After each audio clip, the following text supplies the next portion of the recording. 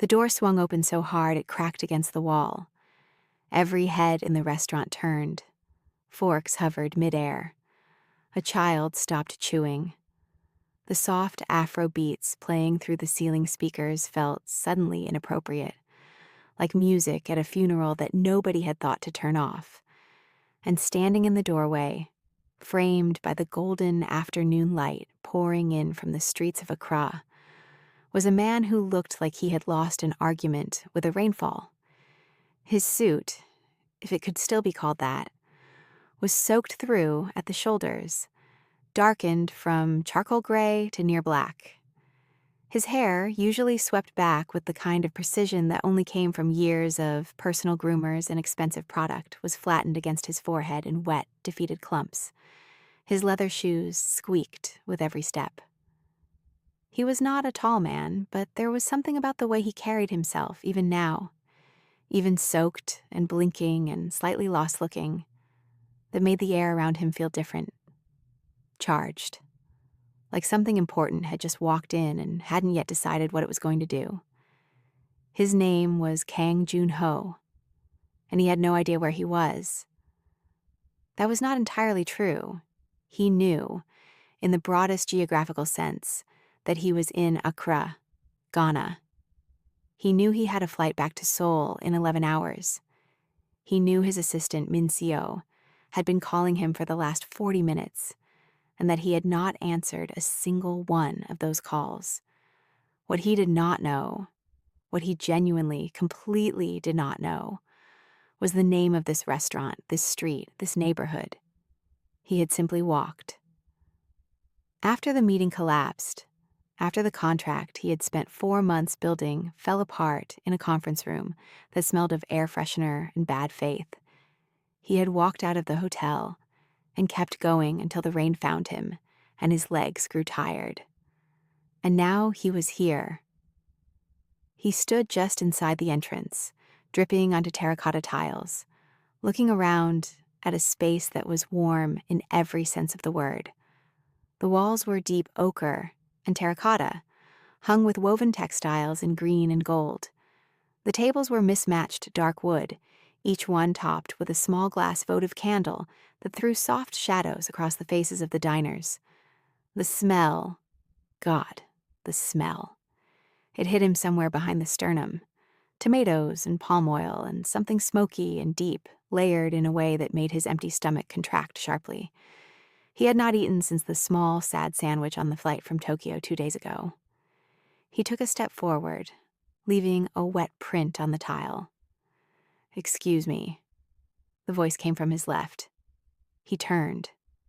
She was standing behind the counter that separated the kitchen pass from the dining room, a white cloth draped over one shoulder, a ladle in her right hand, and an expression on her face that he would later describe, in private to himself lying awake in a Seoul hotel room 3 weeks later, as the most effectively withering look he had ever received in his 51 years on Earth. She was not a small woman, not in presence or in stature. She stood straight-backed, chin slightly lifted, dark eyes moving over him with the calm, assessing quality of someone who had seen a great many things walk through that door and was not easily impressed by any of them. She wore a head wrap in deep indigo and gold that added several inches to her already considerable height. Her apron was clean, despite the clearly busy kitchen behind her. "Excuse me," she said again, and this time there was a very slight emphasis on the second word. Not rude, precise. Kang Jun-ho blinked. Yes, hello, I would like a table, please." She looked at him. Then she looked at the floor where he was standing, at the small spreading puddle forming around his shoes. Then she looked back at him. "We have a full dining room," she said, "and a reservation list." He glanced around. There were, in fact, at least 4 empty tables. He counted them automatically, the way he counted everything: exits, assets, angles. 4 empty tables. He looked back at her. She had not moved, had not blinked, it seemed. "I see some open tables," he said, keeping his voice even. "Reserved," she said. "All of them." One of the nearby diners, a woman in a yellow dress, dropped her gaze very deliberately to her plate. Her companion pressed his lips together in a way that was either suppressed amusement or suppressed concern. Kang Joon-ho could not tell which. "Is there a waiting area?" he asked. "There is the street," she said, and gestured with the ladle toward the door he had come through. The restaurant was very quiet now. The Afro beats had moved into a slower song, something with a gentle, rolling bass line that felt almost satirical given the circumstances. A child at the corner table was staring at him with the unguarded fascination that only children and the very old ever permit themselves. Kang Joon-ho looked at this woman, this chef, he assumed, from the apron and the ladle, and the way the kitchen staff behind her were moving with the particular focused energy of a team whose conductor was present and watching. And he felt something he had not felt in a very long time. He felt uncertain. Not of himself, exactly. More uncertain of the situation, of the rules. He had stood in boardrooms in Tokyo, New York, Frankfurt, and Singapore, and never once felt the ground shift beneath him the way it was shifting now, slightly, under the polite and absolute authority of this woman's gaze. "I'll wait," he said. "I just told you I'll wait outside," he said, "in case something opens up." She looked at him for one more long moment. Then she said, "Suit yourself," turned and walked back into her kitchen with the unhurried confidence of someone who had already decided how this would end. He went back out into the rain. He stood under the narrow overhang above the restaurant's entrance, which provided approximately 18 inches of shelter from the rain, which was not enough. The water came at a slight angle driven by a warm evening wind rolling in off the city, and it found him anyway, dampening his already damp collar, spotting his already spotted shoes. He didn't move. Through the glass panel beside the door, he could see the dining room. He could see the warm candlelight.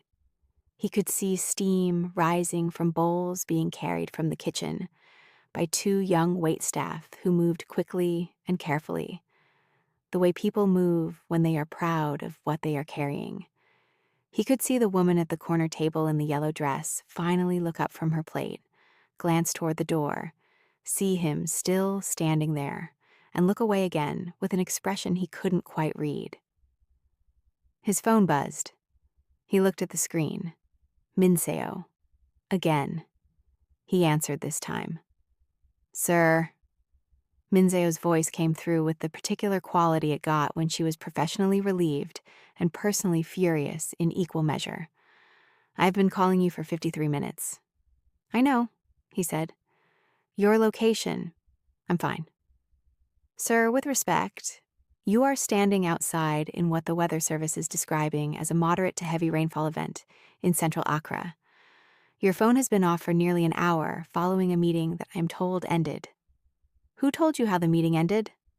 A brief pause. "Chairman Yoon called the office." Kang Joon-ho closed his eyes. Of course he had. Park Yoon, who had shaken his hand 4 months ago in a room full of lawyers and promises, who had looked him in the eye and said the word partnership like it meant something, had apparently found time between betraying him and pouring himself a celebratory drink to telephone his Seoul office and narrate the collapse. The efficiency was almost admirable. "I'll call Chairman Yoon tomorrow," he said. "Should I prepare?" "No, don't prepare anything. I'll call him personally." Another pause. Longer this time. Minseo had worked for him for 9 years, and she had learned, with great precision, the difference between his silences. This one, he knew she was reading correctly. "Are you eating?" she asked. The professional veneer dropped approximately 2 millimeters. Just enough. "I'm trying to," he said, and glanced through the glass again. The chef had emerged from the kitchen and was standing at a table near the back, speaking to a couple who were nodding with the enthusiastic gratitude of people who have just eaten something that rearranged their understanding of what food could be. She was gesturing slightly as she spoke, not with the performed modesty of a restaurateur working the room, but with genuine animation, pointing back toward the kitchen, laughing once at something the man said. She looked, Kang Junho thought, like someone who was exactly where she was supposed to be. "Sir?" Minzio's voice. "Book me a later flight," he said. "Push it to tomorrow morning. The board meeting..." "Push the flight." He hung up before she could argue, which was unfair, and he knew it. He would apologize to her later. He usually did. The door opened. One of the young waitstaff, a boy who couldn't have been more than 19 with a white shirt and a very serious expression, leaned out and looked at him. "Are you still waiting?" the boy asked. "Yes," Kang Junho said. The boy looked at him carefully, then looked at the rain, then looked back at him with an expression that walked the precise line between sympathy and bewilderment. "Chef Abena says, if you want to wait inside, you can stand near the host station. She says you're making the guests uncomfortable." Kang Junho almost smiled. "How am I making anyone uncomfortable? I'm outside." "She says it's the looking," the boy said, with the earnest awkwardness of someone delivering a message they wish they weren't. Through the glass, he was led inside, not to a table, to a small wooden stool near the host station, beside an arrangement of dried flowers and a leather-bound reservation book. It was, he understood immediately, the restaurant's least dignified position. He was being parked, stored, like an umbrella that had been left behind by a previous customer and hadn't yet been thrown away. He sat on the stool. A few of the diners glanced at him. He straightened his back and looked straight ahead with the composed blankness that had served him in countless rooms where people were deciding what to make of him. He had been underestimated before. He had found, over the course of his life, that being underestimated was frequently an advantage. He waited. 20 minutes passed. Then 25. The dining room turned over slowly, unhurriedly, the way it did in restaurants that were confident enough not to rush their guests. One table cleared.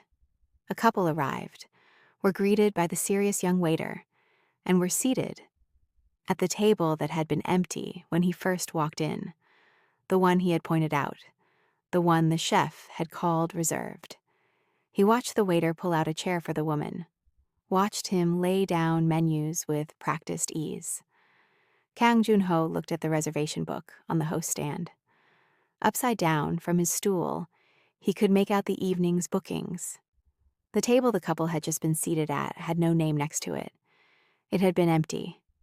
It had always been empty. He looked up. Chef Abena was standing at the kitchen pass. She was looking at him. There was nothing hostile in her expression, and nothing apologetic either. There was, he thought, a very slight curiosity, the look of a person who expected someone to have left by now, and was mildly interested in the fact that they hadn't. He met her eyes and held them for exactly a moment. Then she turned back to her kitchen, called something out to her team in Twi, and disappeared behind the pass. He remained on his stool. 32 minutes after he had been seated on it, the serious young waiter came to him and said, with no preamble whatsoever, "We have a table." It was the smallest table in the restaurant, two top, pushed against the wall near the kitchen door, which meant every time the door swung open, he got a brief blast of heat and the smell of something extraordinary cooking in ways he couldn't see. The candle on the table had burned lower than the others. There was no cloth napkin, only a paper one, folded into a simple rectangle. He sat down. He picked up the paper napkin and put it on his lap with the same care he would have given to linen. The waiter placed a small handwritten menu in front of him. "Is there anything you don't eat?" the waiter asked. "No," Kang Junho said. "Allergies?" "None." The waiter nodded. and then said, unprompted, "The jollof is the best thing on the menu, but Chef Abena usually decides what she sends out to new guests." "Then I'll have whatever she sends," he said. The waiter looked at him for a beat, as if recalibrating something. Then he took the menu back and walked toward the kitchen, and the door swung shut behind him. And Kang Joon-ho was alone at his small table with his low candle, his wetsuit slowly beginning to dry in the warmth of the room, the sounds of the kitchen drifting through the wall beside him in rhythms that felt somehow deeply familiar. He poured himself water from the small ceramic jug on the table. He waited. And then the food came.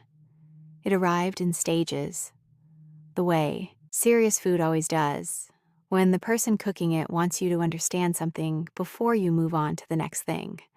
First came a small earthenware bowl of soup. It was dark and rich, the color of deep mahogany, with a thin film of red palm oil floating on the surface that caught the candlelight and threw it back in amber and copper. There were no garnishes, no microgreens artfully placed to signal effort, just the soup, the bowl, and the smell, which reached him before the waiter's hand had even completed the motion of setting it down. It smelled of smoked fish and tomatoes, and something underneath both of those things that he could not name, something ancient and deeply savory that seemed to come from a place beyond any single ingredient. He looked at it for a moment. Then he picked up the spoon and tasted it. He set the spoon down. He picked it up and tasted it again.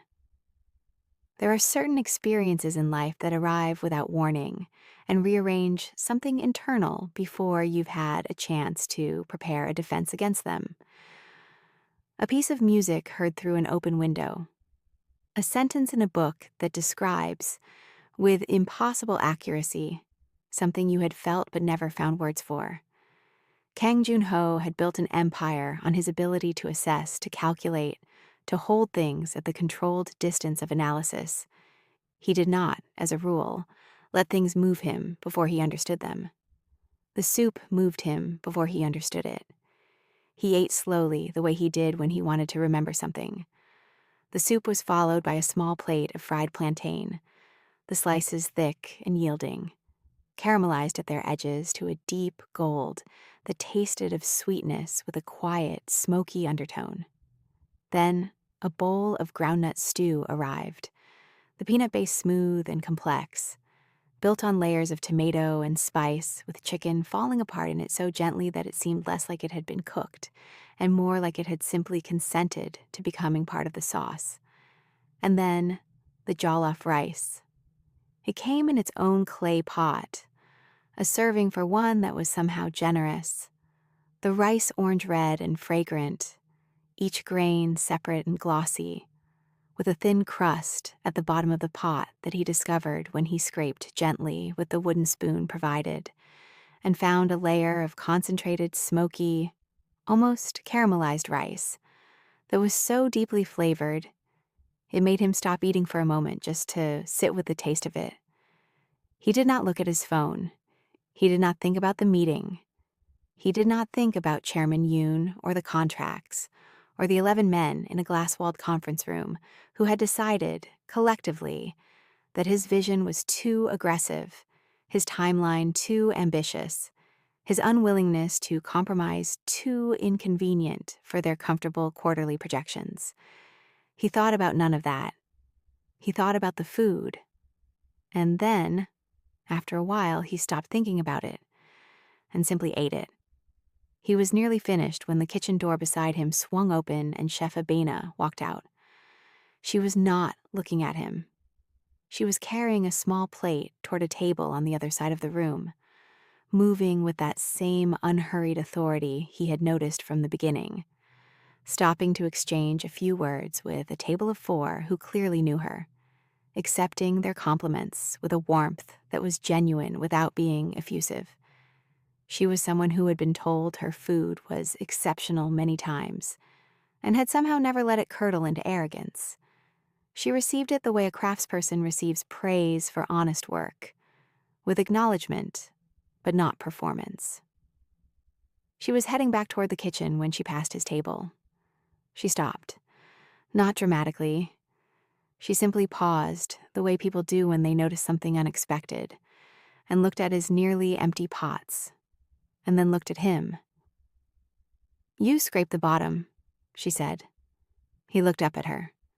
"The crust," he said, "at the bottom of the rice." "The sokot," she said. "Is that what it's called?" "In some houses," she said. "In my grandmother's house, it was called the best part." Something shifted very slightly in her expression. Not warmth exactly, but a slight unlocking. The look of someone who has been watching for a particular response and received it. "Your grandmother taught you to cook?" he asked. She tilted her head in a way that was neither yes nor no. "She taught me to understand food," she said. "Cooking, I learned myself." She looked at the jollof pot again. "You want more rice?" "I would like more rice very much," he said. "Yes." She took the pot without ceremony and disappeared back through the kitchen door. He heard her voice on the other side, speaking to someone, brief instructions in a mixture of English and Twi, and 2 minutes later the waiter appeared with the pot refilled, a new wooden spoon resting across its rim.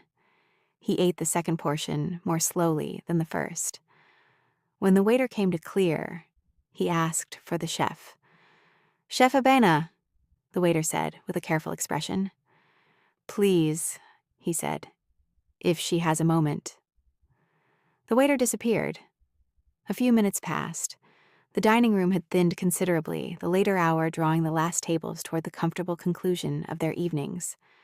The Afro beats had given way to something softer, a guitar, and a voice he didn't recognize, gentle and unhurried. She appeared from the kitchen doorway with her white cloth still over her shoulder and her arms loosely crossed, not defensively, but in the manner of someone who does not particularly feel the need to arrange themselves for another person's comfort.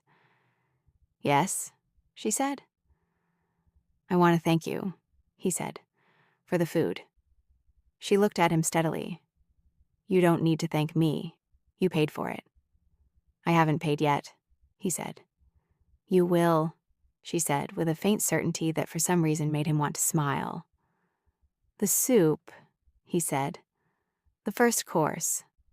What was in it?" She studied him. "Why?" "Because I have eaten in restaurants in 41 countries," he said, "and I have never tasted anything quite like it."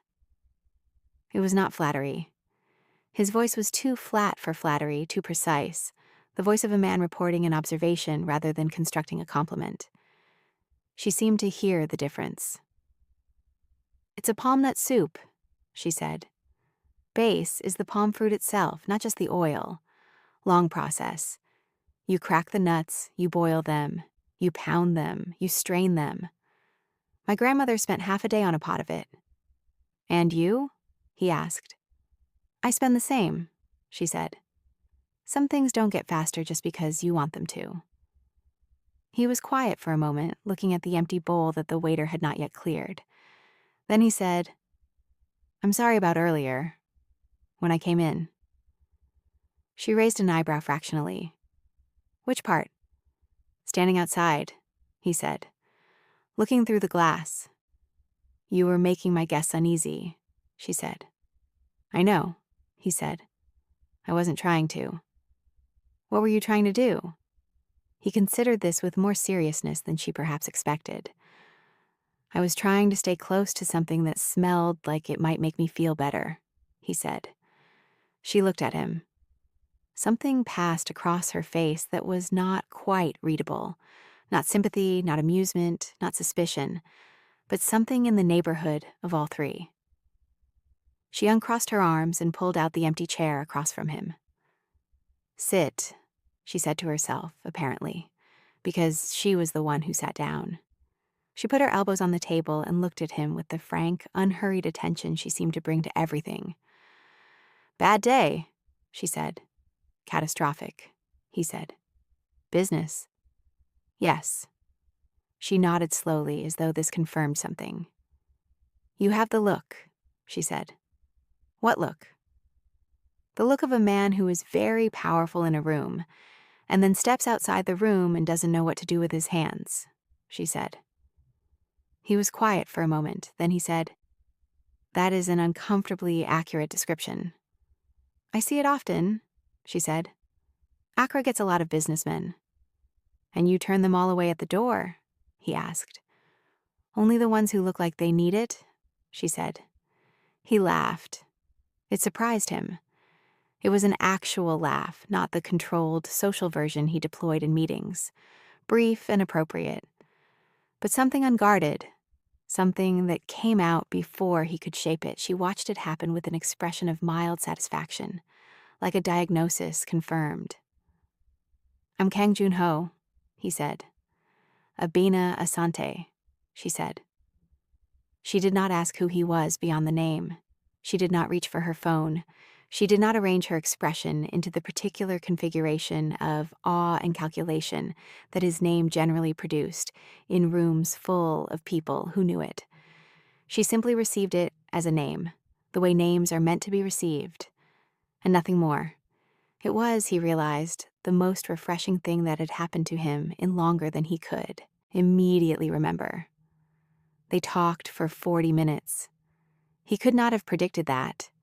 He could not have predicted any of the last 2 hours if he was being honest, but the 40 minutes especially. He was not, by nature or by habit, a man who talked. He communicated precisely, efficiently, with the economy of someone who had learned early that words were a resource to be managed like any other. In meetings, he spoke last and briefly. On calls, he listened more than he offered. His executives sometimes joked carefully that getting an opinion from Kang Jun-ho was like getting water from a stone.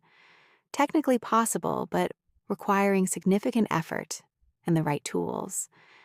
And yet, she asked him nothing about his business, his wealth, his reputation, or his catastrophic day. She asked him instead how long he had been in Accra, what he had seen of the city, whether he had eaten Ghanaian food before. She asked these questions with the genuine curiosity of someone who wanted actual answers, not conversational scaffolding. And he found himself giving them,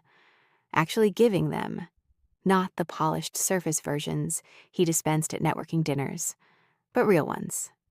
He told her he had been in the city for 3 days and seen almost none of it, that he had lived between conference rooms and hotel corridors, the way he lived most places he traveled to for business, which was to say barely at all. He told her he had never had Ghanaian food before tonight. Never, she said. She did not say it with the theatrical disbelief people sometimes performed to make others feel they had confessed something charming. She said it with genuine surprise, the kind that comes from realizing a fact that reshapes a small corner of your understanding of the world. Never, he said. And you have eaten everywhere, she said. Many places, he said. She was quiet for a moment, tracing the edge of the table with one finger in a way that suggested thought rather than restlessness. What do you eat? She said eventually. When you're not traveling. At home. He thought about this. His sole apartment, which he owned and almost never occupied, had a kitchen that his housekeeper kept immaculate, and that he used to boil water for instant noodles at 1 a.m. when the office finally released him. He had a favorite restaurant near the KH Group headquarters building, a small naengmyeon place on the ground floor of an office complex that had no signage and was only known by the people who worked in the surrounding buildings. He went there on Fridays when he remembered to eat lunch, which was not every Friday. Badly, he said. She laughed. Not a polite laugh. A real one. It changed her face completely, the composed authority dissolving for just a moment into something younger and unguarded, and he found himself wanting to say something else funny, just to see it again, which was a strange want for a man who had very rarely in his life wanted to be funny. My mother was a good cook, he said, and surprised himself by saying it. She looked at him. She seemed to understand, from his tone, that this was offered carefully, the way you offer something fragile. Was, she said. She died, he said, 14 years ago. I'm sorry, she said, and meant it. He could tell the difference, after 51 years, between condolence as social reflex and condolence as genuine human response. Hers was the second kind. She made doenjang jjigae, he said. Fermented soybean paste stew every Sunday morning. The whole apartment would smell of it before I was awake. He paused. Your soup tonight, the palm nut soup. It was the first time in a long time that a smell hit me like that, like memory. Abena was quiet for a moment. Outside, the rain had softened to a gentle pattering against the restaurant's front windows, the storm having burned itself down to something quieter. The last table of diners was settling their bill at the other end of the room. The serious young waiter was moving chairs quietly, resetting tables for tomorrow. That's what food is supposed to do, she said. It's supposed to reach the parts of you that everything else can't get to. Is that why you cook? He asked. She considered this carefully. He noticed that she considered things carefully, that she was not a person who reached for the nearest available answer but went to find the right one, even if it took a moment. He respected that enormously. It was rarer than it should have been. I cook because I can't not cook, she said finally. I tried other things. I studied economics in London. I worked in finance for 3 years. She said the word finance with a very slight, rueful emphasis that made him think of the expression on her face when she had sent him back out into the rain. And then I came home and opened this restaurant and understood for the first time what it felt like to be in the right place. How long ago? He asked. 7 years, she said.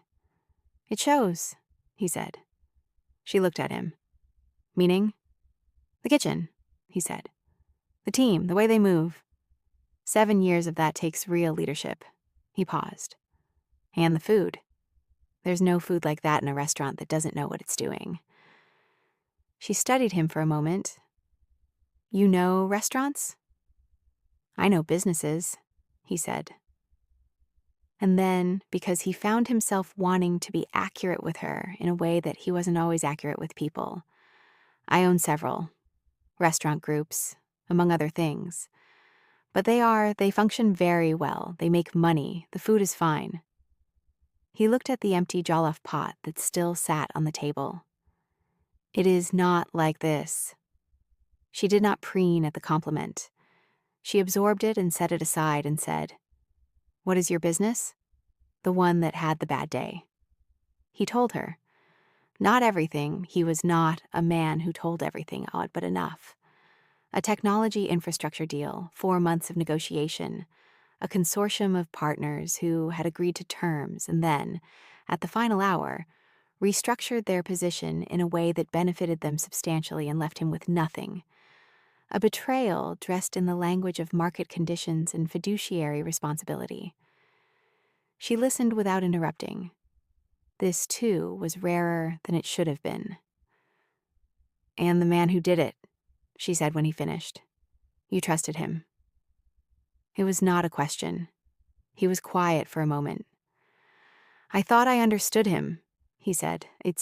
Which is not the same thing, but felt like it at the time. What will you do? She asked. Tomorrow, he said. I will begin again. She looked at him for a long moment with an expression he couldn't entirely read, something between assessment and something softer. And then she said, You don't seem like a man who stays down long. I've never found it useful, he said. No, she said. I don't suppose you have. She stood up from the chair, pulling her white cloth from her shoulder and folding it with the automatic neatness of long habit. Let me bring you something, she said. I couldn't. Tea, she said. Bissap. Hibiscus. It will help. She said this with the quiet certainty of someone who has administered comfort through food many times and knows exactly which form it should take. He did not argue. She went into the kitchen. He sat alone at his small table with the low candle which had burned down now to almost nothing, a tiny warm point in the dimmed and quieting room. He looked around at the textiles on the walls, at the photographs he hadn't noticed when he first came in, framed black and white images of women cooking over large pots, of market scenes, and faces and hands busy with work. He looked at the reservation book on the host stand, thought about the empty tables that had been reserved for nobody, and found that he was smiling again, slowly, to himself. She came back with 2 small glasses of deep red tea, set one in front of him and sat back down across from him with the other. She hadn't asked herself if he minded her sitting. She had simply sat, and he thought that was exactly right. He tasted the tea. It was tart and floral and faintly sweet, served warm, and it did, in fact, help. "My restaurant has no name," she said out of nowhere. He looked at her. "What?" "I never named it," she said. 7 years. People just call it Abena's or the place on Ring Road or the Ochre Walls. I never put a name on it. She turned her glass slowly between her palms. "I keep thinking the right name will come." "What are you waiting for it to feel like?" he asked. She thought about it. "Like it already exists somewhere," she said. "Like I'm remembering it rather than inventing it." He nodded slowly. He understood that completely in the way that you sometimes understand something another person says more deeply than they perhaps expected, because it maps exactly onto something in your own interior that you had never found language for, until now. They sat with the tea in the quiet, nearly empty restaurant, the rain outside now barely a whisper against the glass. He came back the next morning. He had not planned to. He had gone back to his hotel, changed out of his ruined suit, spoken to Mincio for 40 minutes about the restructured itinerary, answered 17 emails, and lain awake in the careful darkness of his hotel room for 2 hours staring at the ceiling with the particular alertness of a mind that refuses to accept that the day is over. He had thought about Chairman Yoon and the collapsed deal and the 11 men in the glass room. He had thought about what he would say when he called Yoon tomorrow, how he would position the conversation, what leverage remained, and where it lived. He had mapped it all out with his usual precision, built the architecture of his response in the quiet of the dark room. And then he had thought about palm nut soup, and about a woman who had sent him back out into the rain without a flicker of apology, and named his expression with such accuracy that it had taken his breath slightly. He arrived at 8:45 in the morning, when the restaurant was not yet open, the ochre-walled front locked and still in the early light. He stood on the pavement for a moment, feeling faintly ridiculous. A 51-year-old man in a fresh suit standing outside a closed restaurant in Accra because he had thought about soup at 2 in the morning. He was about to leave when he heard, from the side of the building, the sound of a delivery. A rolling metal door, voices, the thud of crates being moved. He followed the sound around to a narrow service lane and found Abena there, in a different apron, blue this time, receiving a delivery of produce with the focused intensity of someone who considers this part of the job as important as any other. She was lifting a bunch of plantains and examining them with a slight frown, speaking in rapid Twi to the delivery man who was trying, it appeared, to defend the quality of his product against her assessment. She looked up and saw him. She did not look surprised. She looked, if anything, as though she had made a small private prediction and found it confirmed. "The Korean businessman," she said. "Kang Jun-ho," he said. "We introduced ourselves last night." "I remember," she said. She turned back to the plantains, and addressed the delivery man in Tui again, firmly, for another 30 seconds. The man made a conceding gesture. She nodded and signed his clipboard and turned back to Junho. "Kitchen is not open. I'm prepping." "I know," he said. "I don't want food." She waited. "I want to watch," he said. "If that's acceptable, I want to see how you prepare." She looked at him steadily. "Why?" He considered lying. Not dishonestly, more the social kind of lying. The reshaping of a true reason into something more professionally presentable. He decided against it. "Because last night was the first time in a long time that I was genuinely interested in something that had nothing to do with my work," he said. "And I find I want to stay near it a little longer before I get back on a plane." She considered him for a long moment. A rooster was crowing somewhere beyond the lane, and the morning light was doing something golden and particular to the dust in the air around the crates of vegetables. And Kang Junho stood very still and waited for her verdict with a patience he did not always possess. "You can sit in the corner," she said. "You don't touch anything. You don't ask questions while I'm working. If I'm ready to talk, I'll talk." "Understood," he said. "And you're not a food journalist," she said. It was not a question, but it needed answering. "I am not a food journalist," he said. "A blogger, influencer, someone with a following? I have no social media presence of any kind," he said, "by choice and by policy." She seemed to find this satisfactory. She picked up 2 crates of tomatoes and carried them inside without waiting to see if he would follow, which he did, through the rolling metal door and into the back of the kitchen, which was not yet the controlled, humming engine. It had been the night before, but something quieter and more intimate, a space in preparation for becoming itself, surfaces clean and waiting, the smell of yesterday's cooking still faintly present in the walls and the wooden fixtures. She gave him a stool in the far corner beside, a shelf of clay pots in various sizes. He sat on it. She began to work. He watched. He kept his word about the questions.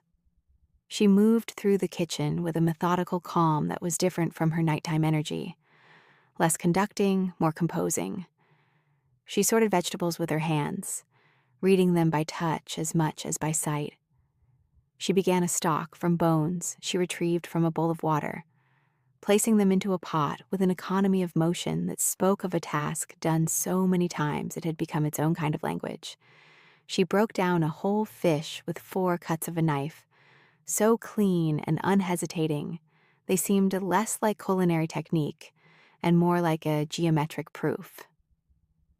Her 2 kitchen assistants arrived at 9:30, a young woman named Afua and a slightly older man named Kofi, who greeted Junho with brief, curious looks, and then ignored him with the professional discretion of people who had learned that their chefs sometimes did things that were not immediately explainable, and that it was better to simply work. At 10:15, Abena brought him a small bowl without comment. He looked into it. It was a porridge of some kind, pale and thick, with a small amount of palm oil pooled at the center, and a sprinkle of something dark and aromatic. "How's a cocoa?" she said. "Millet porridge, staff breakfast." He ate it. It was warm and slightly spiced and deeply filling in the way of food designed not to perform, but to sustain. "Thank you," he said. She had already turned back to her work. At 11, she allowed questions. "The sourcing," he said. "All local?" "As much as possible," she said, without stopping what she was doing, which was building a groundnut base in a wide, blackened pot. "The palm fruit comes from my aunt's farm outside Kumasi. The fish from the market at dawn. I go myself twice a week, sometimes 3 times, if something looks good." "The spices?" "Some I grow," she said, "in containers on the roof. The grains of Salim, the prikis, things that are harder to find fresh in the city." She added something to the pot that released a bloom of steam and a smell so complex and immediate that he instinctively leaned forward on his stool. She glanced back at him. Préquise, she said. You can't describe the smell, it just is what it is. It smells like something I should have known existed my whole life, he said. She smiled at the pot, a small, private smile that she perhaps didn't intend him to see. He saw it. Why did you leave finance? He asked. She was quiet for a moment, stirring. I was good at it, she said. That was the problem. I was good at it, and I knew I would keep being good at it. And I looked down the corridor of the next 20 years, and I understood that being good at the wrong thing is its own kind of trap. She paused. My father thought I was insane. He had paid for the education in London. He had a vision of what it would become. What did he say when you opened the restaurant? He didn't come for the first 6 months, she said. Then a friend brought him. He ate for 2 hours, and then he came into the kitchen and stood there and didn't say anything for about a minute. She stirred the pot again.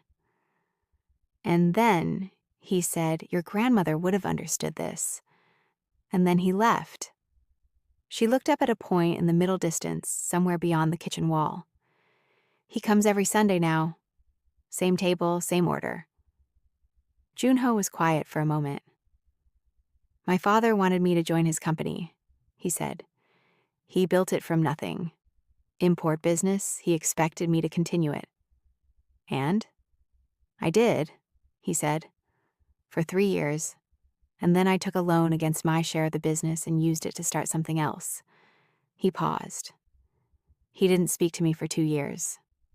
And then? She said. And then KH Group's first fund returned 400%, he said. And he called me. She laughed. The real laugh again. The one that changed her face. Fathers, she said. Yes, he said. They worked in companionable silence for a while. She worked, he watched, and the kitchen filled slowly with warmth and smell and the sound of Afua singing something quietly to herself over the vegetables she was cleaning, and Kofi arguing gently with a supplier on his phone, and the stock beginning to speak in the low rolling language of a long simmer. Junho sat on his stool in the corner and felt, for the first time in a stretch of time he could not precisely measure, something approaching peace. At noon, as the first lunch reservations were 30 minutes away and the kitchen was shifting into its operational register, Abena came and stood in front of him and said, You have to go now. I need this corner. I know, he said. He stood up. Thank you. For what? You sat in a corner. For letting me, he said. She looked at him. Then she untied her blue apron and retied it, a habitual gesture of transition. You said you're flying tomorrow morning? Yes, he said. Come for dinner tonight, she said. It was not an invitation as such. It had the quality of an instruction delivered by someone who had decided something was reasonable and saw no need to dress it up. 7 o'clock. I'll feed you properly before you go. Properly? He said. Last night wasn't proper. Last night I fed a wet stranger who turned up uninvited, she said. Tonight I'll cook for a guest. She picked up a spoon and pointed it at him in a way that was somehow both imperious and warm. 7 o'clock. Don't be late. He walked out of the kitchen and through the service lane and back onto the street, where Accra was fully awake now and roaring with traffic and heat and the layered noise of a city that had no interest in being quiet. And he stood on the pavement for a moment with the morning sun on his face and the smell of that kitchen still in his clothes. And he thought clearly and without particular drama. Something is happening here. He was not a man who ignored things he thought clearly and without drama. He was a man who, when something registered as real and significant, paid attention to it with every tool he possessed. He took out his phone and called Minseo. Push the flight again, he said when she answered. 2 more days. The silence on the other end lasted precisely 4 seconds, which was the longest silence Minseo ever permitted herself. The board meeting, she began, can be held remotely, he said. Set it up. He hung up. He stood on the pavement a moment longer. Then he walked into the city with his hands in his pockets and the particular unfamiliar lightness of a man who has, without entirely meaning to, made a decision that has nothing to do with business. It was the waiter, the serious young one, whose name Kang Jun-ho had by now learned was Kofi, who interrupted them. He appeared at the edge of the table with the particular posture of someone who has been waiting for a pause in a conversation for quite some time and has finally decided to manufacture one. Chef, he said, it's past 11. Abena looked up at him with the unhurried attention she gave everything. I know what time it is, Kofi. The kitchen is closed, he said. Emmanuel and the others. Tell Emmanuel to go home, she said. Tell all of them to go.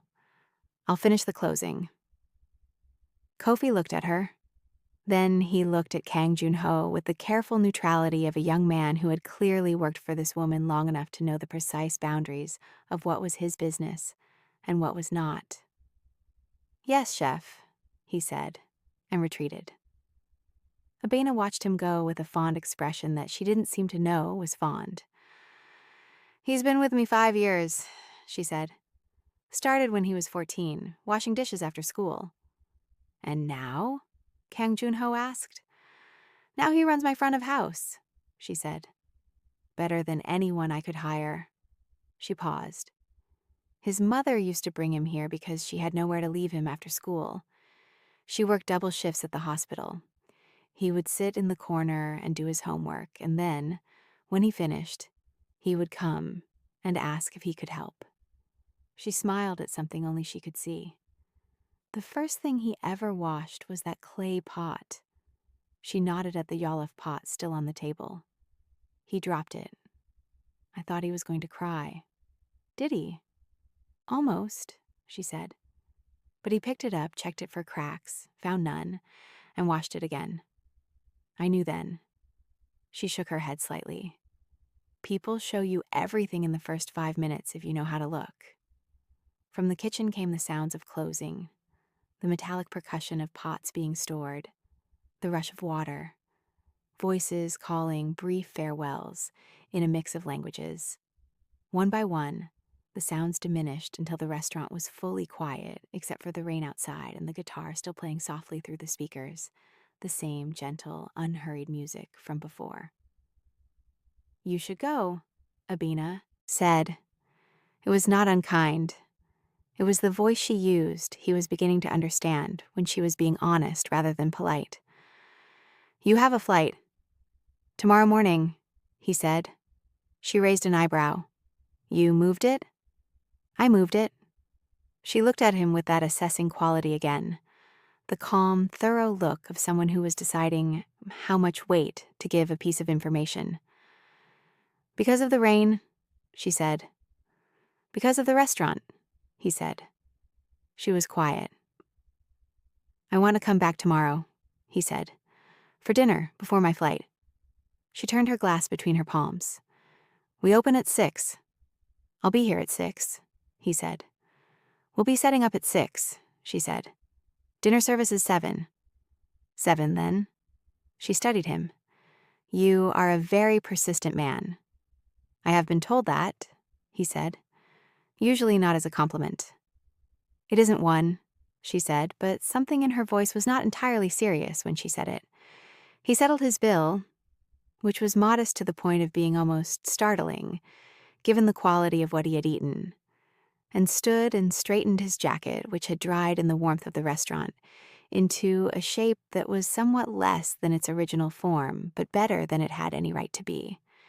He folded his paper napkin and placed it on the table with the same care he had placed it on his lap with several hours earlier. Abena walked him to the door. This was not, he sensed, something she did for all her guests.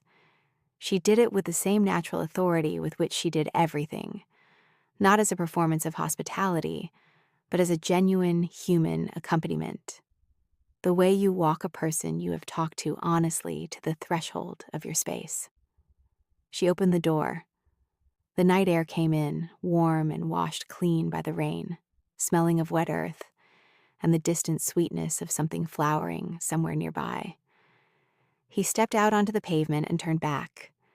She was standing in the doorway, the warm light of the restaurant behind her, her arms loose at her sides. "Abena," he said. "Yes." "The name," he said, "for the restaurant." She looked at him.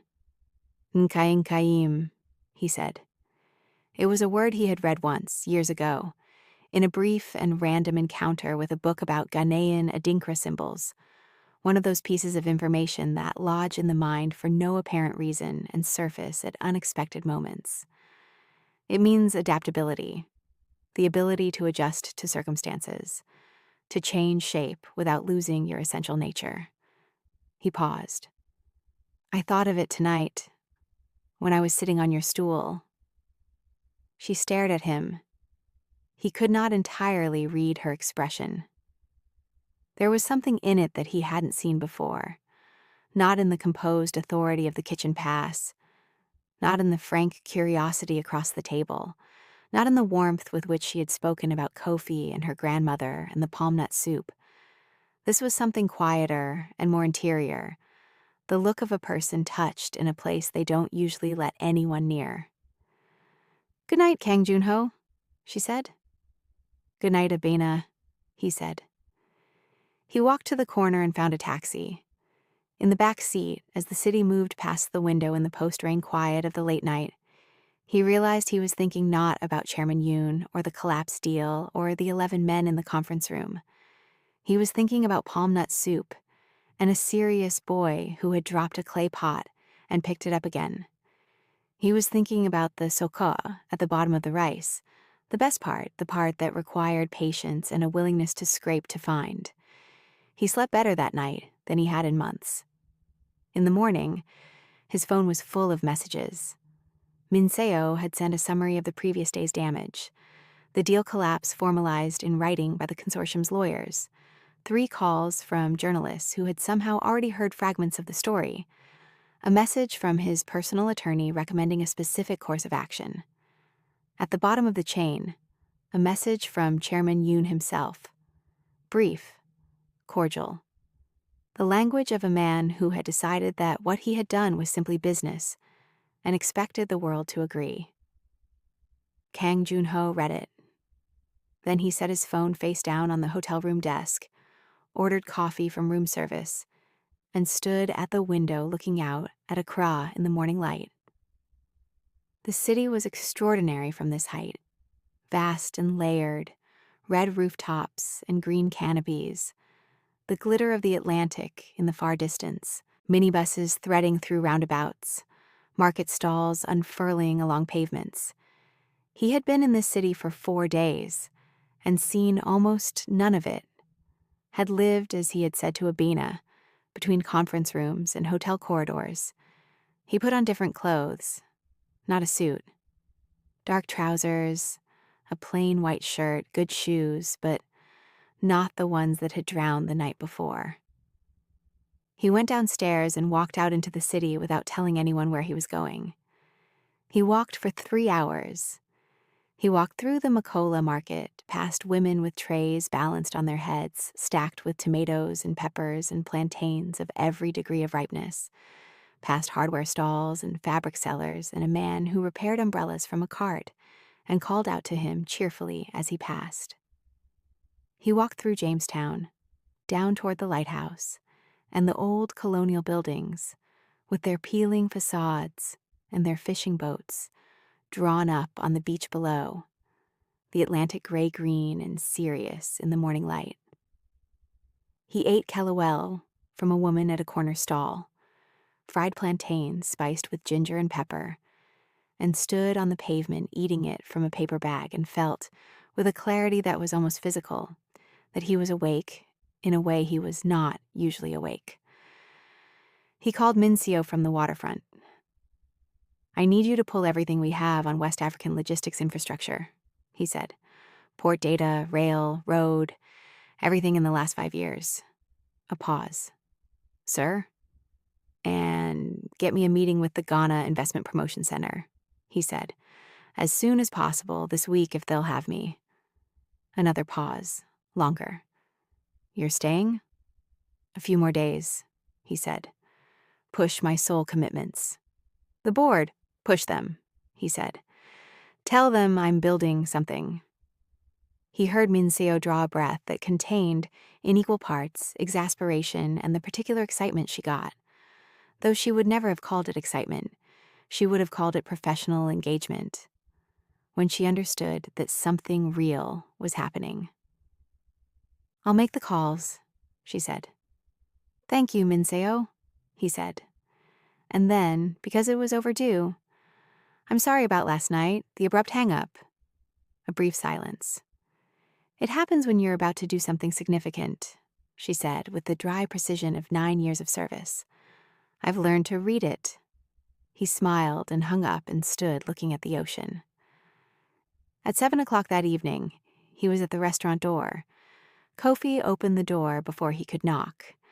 The boy, young man, he corrected himself because there was something in the straightness of Kofi's posture tonight that demanded the correction, looked at him with an expression that was carefully neutral but contained, somewhere in its depths, the faintest trace of something that might have been approval.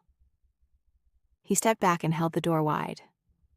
"Mr. Kang," he said. Kang Junho stopped. "You know my name." "Chef Abena mentioned you might come," Kofi said, with the perfect diplomatic non-answer of someone who had been briefed and was choosing his words accordingly.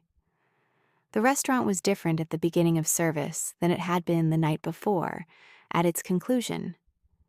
It was alive in a forward-leaning way, every surface clean and set, the candles fresh and burning at full height, the kitchen audible through the pass in the bright concentrated rhythm of preparation rather than the winding down percussion of closing. The smell was different too, not the deep, settled warmth of last night's fully realized dishes, but something more anticipatory. The smell of things becoming, of foundations being laid in oil and heat and time. 3 tables were already occupied. A family with 2 young children at the window table, the children coloring quietly on paper menus while their parents talked. 2 women sharing a bottle of wine and a starter of something he couldn't identify from this distance, but which smelled extraordinary.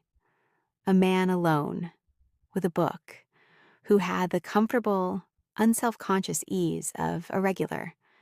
Kofi led him to a different table tonight. Not the small two-top by the kitchen door, a proper table near the center of the room, with a full cloth napkin already folded at the setting, and a candle burning straight and steady. It was, he understood, without needing it explained, a statement of some kind, an adjustment. He sat down. "Chef Abena is in the kitchen," Kofi said. "She says to tell you she'll come, out when she can." "Tell her there's no rush," he said. Kofi nodded and moved away, and Kang Junho sat in the warm living room and looked around at the photographs on the walls that he had studied the night before. He saw things he had missed then.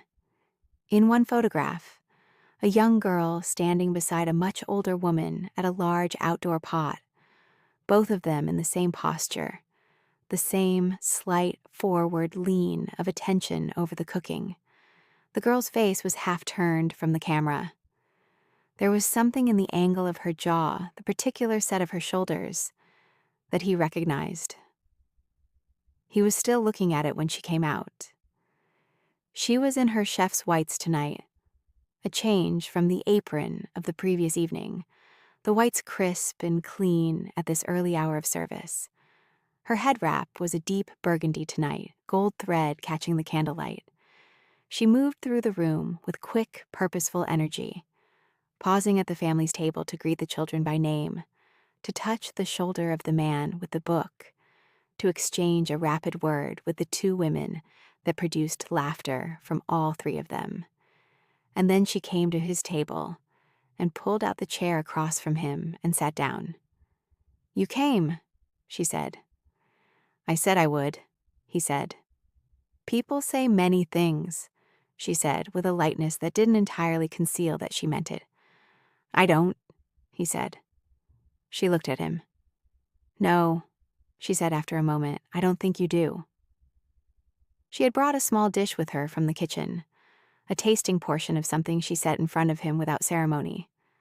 A pale, smooth paste in an earthenware dish, with a drizzle of oil across its surface and a single dried pepper placed at its edge.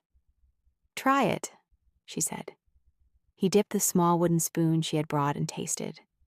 It was a goosey, ground melon seed, he would later learn, cooked down with leafy greens and a small amount of smoked fish into something that was simultaneously rich and clean, earthy and bright.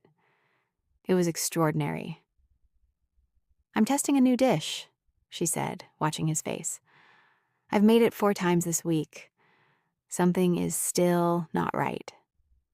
"What do you think is missing?" he asked. She tilted her head. "That's what I'm trying to hear," she said. "Sometimes you have to stop talking to yourself about a dish and give it to someone who has no expectations of it. Then you can hear it clearly." He tasted it again, more slowly. "It needs more time," he said. "The base, not more ingredients, more time. There's something trying to develop underneath that hasn't fully arrived yet." She stared at him. "I know nothing about cooking," he said immediately. "Ignore me." "No," she said slowly. She picked up the second wooden spoon she had brought, tasted it herself, and was quiet for a long moment. "You're right," she said. She said it not with surprise, but with the particular satisfaction of a confirmed suspicion. "Another 20 minutes on the base. That's it." She stood up abruptly, dish in hand, and then stopped and looked back at him. "Eat. Kofi will bring you the menu." "Whatever you send," he said. She held his gaze for a moment and then went back to her kitchen with quick steps, and he heard her voice on the other side of the pass, calm and precise, giving an instruction that changed the course of a dish that would appear on her menu 3 weeks later and be described by a food writer from Lagos in a piece that would travel widely as the most beautifully calibrated agouti he had ever eaten. The food came in the same unhurried stages as the night before, but different dishes. A light pepper soup, fragrant and clear, with small dumplings that dissolved against the tongue. Fried fish with a sauce of tomatoes and onions that had been cooked long and slow into something almost jammy and intensely sweet. A dish of contomere stew, cocoyam leaves cooked in palm cream, that was so deeply green and alive, it looked like the distilled essence of something growing. Between courses, Abena appeared at intervals, never for long. She was running a kitchen at full service, and he understood and respected the demands of that completely. But she came. She sat for 5 minutes while the pepper soup was in front of him, and told him about the dumplings, which were her own invention, a hybrid of a technique her grandmother had used, and something she had encountered in a restaurant in Lisbon 7 years ago, and had been quietly thinking about ever since. She came again when the fish arrived to tell him that the fish was from a supplier 2 hours north of Accra, a man named Kweku, who had been bringing her the same species of river fish for 5 years, who called her on a Thursday to tell her what the week's catch looked like before she finalized her weekend menu. "That relationship," he said. "How did you build it?" "I drove to his village," she said simply. 5 years ago, when I first opened and couldn't afford to waste anything on a bad product. I drove there and I bought fish from him directly, and I cooked it in front of him so he could see what it became." "You cooked for your supplier," he said.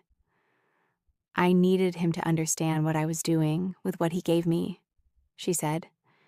"If he understood that, he would care about quality differently, not just as a standard to meet, but as a responsibility. She paused. He calls his fish Abena's fish now, to the other buyers. They don't know why it matters, why it's different. He knows. Kang Jun-ho set down his fork and looked at her with an attention that was different in quality from the attention he brought to most things, stripped of its usual strategic dimension, something more direct underneath. "You have built something extraordinary here," he said. "I know," she said without false modesty. "I worked very hard for it." "I want to talk to you about something," he said. "Not tonight. Tonight is for the food." He paused. "But I want to come back. I want to talk to you about what this could become." She looked at him with steady eyes. "What do you mean, what it could become?" "Bigger," he said. And then, reading her expression immediately and accurately, "Not different. Bigger. There's a version of what you've built here that more people could experience without losing what makes it what it is. I've seen it done wrong many times. I think I understand now what doing it right would require." She was quiet for a long moment. The kitchen noise came through the pass in its steady rhythm. The family at the window table were leaving, the children sleepy now, the smaller one being carried on her father's shoulder, one hand loosely gripping his collar. "You've been here 2 days," she said. "Yes," he said. "You think 2 days is enough to understand what this is?" "No," he said honestly. 2 days is enough to understand that I don't want to stop trying to understand it." She looked at him for a long time, long enough that he became aware of the candle between them, the way the flame moved slightly in some small current of air. "Come back tomorrow," she said finally. "Not for dinner. In the morning. I go to the market at 6. You can come." He didn't hesitate. "I'll be here at 6, he said. "It's a working visit," she said, with a warning in her voice that was not unfriendly. "Not a tour. You carry things." "I carry things," he agreed. Something that was almost a smile crossed her face and disappeared before it fully arrived. She stood, smoothed her whites, and looked down at him with that calm, assessing quality. "Finish the Contamire," she said. "You've barely touched it." "I was talking," he said. "Talk less, eat more," she said, and went back to her kitchen. He finished the Contamire. He finished everything. He sat in the warm restaurant long after the other tables had turned and the evening had deepened into night, drinking a second glass of the hibiscus tea she sent out without his asking. And he thought about supply chains and relationships and fish that became something different when the person who caught it understood what it was for. He thought about 20 minutes more on the base. He thought about the name Nking Kim and whether she had sat with it after he left the night before, and what she had felt when she did. When he finally settled his bill and stood to leave, Kofi appeared with his jacket, which he had draped over the back of his chair and half forgotten. "Same time tomorrow, sir?" Kofi asked. "Earlier," he said. 6 in the morning. Kofi's carefully neutral expression flickered, just slightly. "She's taking you to the market?" he said. "Yes," Kang Jun-ho said. Kofi looked at him with the full, unguarded assessment he had been withholding behind professionalism for 2 days. Then he nodded once, in a way that felt somehow like it meant something. "Good night, sir," he said. "Good night, Kofi," he said. Outside, the air was warm and clear, the rain entirely gone now, the sky above Akola wide and salted with stars that the city lights only partially dimmed. He stood on the pavement for a moment and breathed it in. Then he called Minseo. "Cancel the flight," he said. A pause, a very long pause, and then in a voice of magnificent professional composure. "For how long, sir?" "I'll let you know," he said. The market at 6 in the morning was a different world entirely. He arrived at the restaurant at 5:55 to find Abena already outside, standing on the pavement in a plain blue dress and flat sandals, her head wrap a simple terracotta cotton this morning, a large woven basket over one arm, and a canvas bag over the other. She looked at him when he arrived, and then looked at his clothes. Dark trousers, white shirt, the good shoes, with an expression of mild resignation. "Those shoes," she said. "I know," he said. "They're all I have." "By the end of the morning, you'll know the market by smell," she said, already walking. "Come." He fell into step beside her. The streets were alive in ways that surprised him even after his long walk the previous morning. The market was deeper in, several blocks from the restaurant, and as they moved toward it, the city thickened. More people, more sound, more color. The pavement narrowing between stalls that were still being set up, tarpaulins being stretched, crates being unstacked, generators humming to life. The air was rich with the smell of fresh vegetables and raw fish and wood smoke from a breakfast stall, where a woman was frying eggs in a wide flat pan over a charcoal fire. Abena moved through it all with the ease of someone for whom this was not scenery but vocabulary. People called to her. She called back. She stopped at a stall of tomatoes and picked up 3 in quick succession, pressing each one gently, checking the skin, setting 2 down, and keeping 1, holding it up to the early light with a focused attention that Kang Junho watched carefully. "The color here," she said, without looking at him, tilting the tomato so the light moved across its surface. "You see how it's even? No pale patches near the stem. That tells you it ripened on the plant, not in a truck." He leaned in and looked. He saw what she meant. "And the weight," she said, placing it in his palm. "Feel that." He felt it, dense, substantial for its size. "A tomato that's been picked too early is light," she said. "All air inside, no flavor. Weight is memory. It means the fruit had time." He turned the tomato in his hand, thinking about that. Weight is memory. He thought about the deal that had collapsed, the 4 months of work that had seemed so substantial and had turned out, in the end, to be light. All air inside. Picked too early or by the wrong hands, before it had time to become what it was supposed to be. He said nothing. He put the tomato carefully in her basket. They moved through the market for 2 hours. He carried things, as promised. First the woven basket, then a second bag that appeared as the shopping accumulated, and finally a flat crate of plantains that a young man at a fruit stall handed to him with entirely undisguised amusement at the sight of him receiving it. He carried it without complaint, adjusting his grip, following Abena's unhurried path through the stalls. She bought from 7 different vendors. At each one she stopped, handled the produce, asked questions, occasionally rejected things politely and firmly. At the fish stall, a long refrigerated counter run by a broad-shouldered woman named Afia, who greeted Abena with the warmth of old alliance. She spent the most time, examining each fish individually, pressing the flesh, checking the eyes, smelling the gills with the focused seriousness of a jeweler examining stones. "The eyes," she said to him, holding up a fish. "Clear means fresh. Cloudy means time has passed." She set it aside. "But the eyes can be washed to look clearer than they are, so you check the gills." She showed him. Bright red. Vivid. "This is blood still alive," she said. "This is a fish that was in water this morning." "How do you know all of this?" he asked. "My grandmother," she said. And then years of getting it wrong and learning from getting it wrong. She handed the fish to Afia, who wrapped it with practiced speed. "There is no shortcut to knowing," she said. "You have to put in the time." He thought about the Ghana investment. Promotion Center meeting Minseo had scheduled for the following afternoon.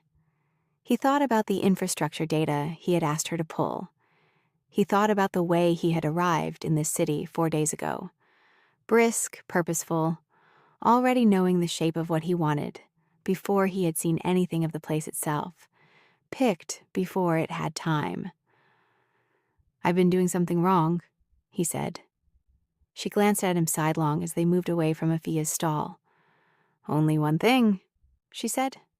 He laughed, the unguarded kind again.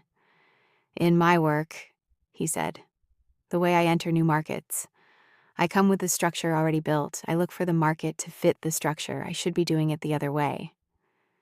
She was quiet for a moment, stepping around a crate someone had left in the middle of the aisle. "Most powerful people do it that way," she said. "They come with the shape of the thing and try to pour the place into it. And the place doesn't fit," he said. "The place is never the right shape," she said. "The place is already the shape it needs to be. You have to look at it long enough to see what that is." She adjusted the canvas bag on her shoulder. "Like my grandmother's soup. You can't rush it. You crack the nuts, you boil them, you pound them, you strain them. Half a day. And at the end, you have something that couldn't have existed any other way, in any less time." They had reached the edge of the market now, the stalls thinning, the sound softening slightly. Ahead was a narrow street that curved back toward Ring Road and the restaurant. The morning sun was higher now, warming fast, the city's sounds rising around them. He stopped walking. She stopped too, and looked at him. "I want to invest in the restaurant," he said. "Not acquire it, not franchise it, not put it in a hotel lobby in Singapore and call it a concept.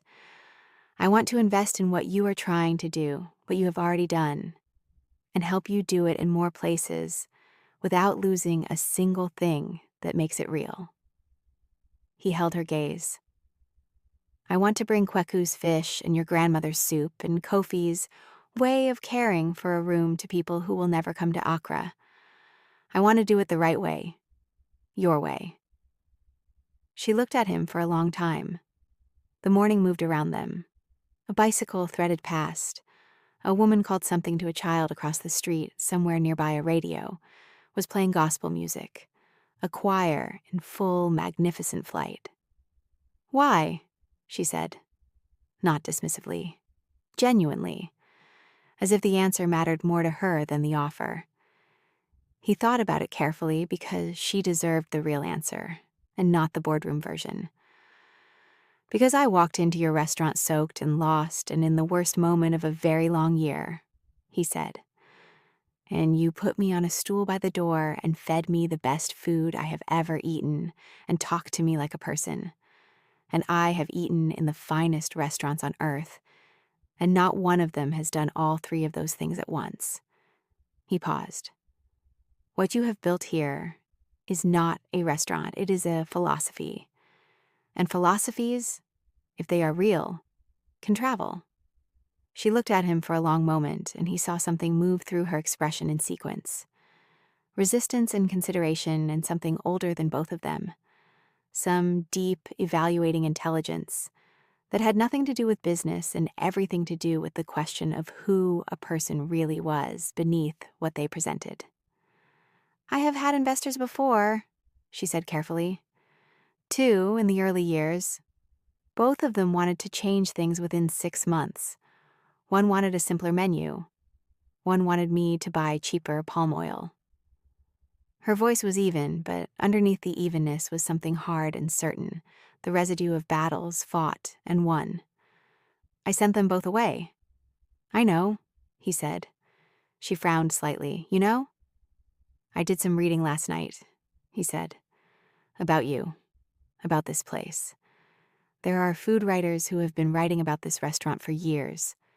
They all say the same thing, that it is completely itself, that nothing about it is compromised, that every time they come back, it is more fully what it is, not less." She was quiet. "I don't want to simplify your menu," he said. "I don't want cheaper palm oil. I want to find people who understand what you understand in other cities, in other countries. And I want to build the infrastructure, that lets them do what you do with the same integrity you do it with. He shifted the plantain crate slightly in his arms. And I want to do it slowly, the right amount of time, no pale patches. Something happened in her face then, something quiet and significant, the way the light changes just before dawn completes itself. Not a dramatic shift, but a deepening, a settling into clarity. She looked at him with the full, unguarded attention she had given the tomato in the market, the assessment of something real. You'll need to understand the food, she said. Not just the business, the food itself. I know, he said. That takes time, she said. I have time, he said. You just canceled your flight indefinitely, she said. And there was something in her voice now, woven through the professional assessment and the careful guardedness, something that was neither of those things. Something warmer and more uncertain and more alive. The sound of a person standing at the edge of something they hadn't anticipated and finding it less frightening than they expected. I did, he said. She shifted her basket from one arm to the other. She looked at the street ahead of them, at the morning light falling across the ochre buildings of the neighborhood, at the city doing its vivid, relentless, magnificent work around them. Come to the restaurant at 10, she said. I'll teach you to crack a palm nut. He looked at her. Today. You said you wanted to understand the food, she said. The soup takes half a day. We should start. He stood on the street with a crate of plantains in his arms and the Accra morning all around him. And he felt something he recognized, dimly, from a very long time ago. The specific feeling of standing at the beginning of something real. Not the beginning of a deal or a strategy or a market entry. The beginning of something that had weight. Something that had ripened in its own time. 10 o'clock, he said. She nodded once. Then she took the plantain crate from him with a matter-of-fact competence that brooked no argument, tucked it under her arm as though it weighed nothing, and walked ahead toward the restaurant. He followed. 3 months later, in a small ceremony in the restaurant that Kofi organized with quiet, meticulous pride, a hand-painted sign went up above the door. Dark wood, gold lettering, simple and certain. Inki. The food writers came. The guests came, the regulars and the newcomers. The businessmen who needed to be turned away at the door and the lost and soaked and hungry who needed to be let in. Kweku drove down from the north with his week's best catch and stood outside the restaurant looking at the sign for a long time before he went in. Kofi's mother came for the first time, in her nursing uniform, straight from a shift, and sat at the corner table where her son had once done his homework, and ate the palm nut soup, and did not speak for several minutes after her first taste. Abena was in the kitchen when they put the sign up. She heard the small cheer from the dining room and came to the pass, and looked through. She saw the gold letters above the door. She saw Kang Junho standing near the back of the small crowd, in the same unremarkable dark trousers and white shirt he seemed to wear whenever he wasn't in a suit, holding a glass of Sobolo, and looking at the sign with the expression of a man who was, for the first time in a long time, exactly where he was supposed to be. She went back to her kitchen, but she was smiling, and in the pot on the back burner, the palm nut soup moved in its slow, deep, unhurried way, cracked and boiled and pounded and strained, half a day in the making, carrying in its warmth the memory of everything that had gone into it, every hour of patience, every hand that had understood what it was for. The best part, always, was worth the wait.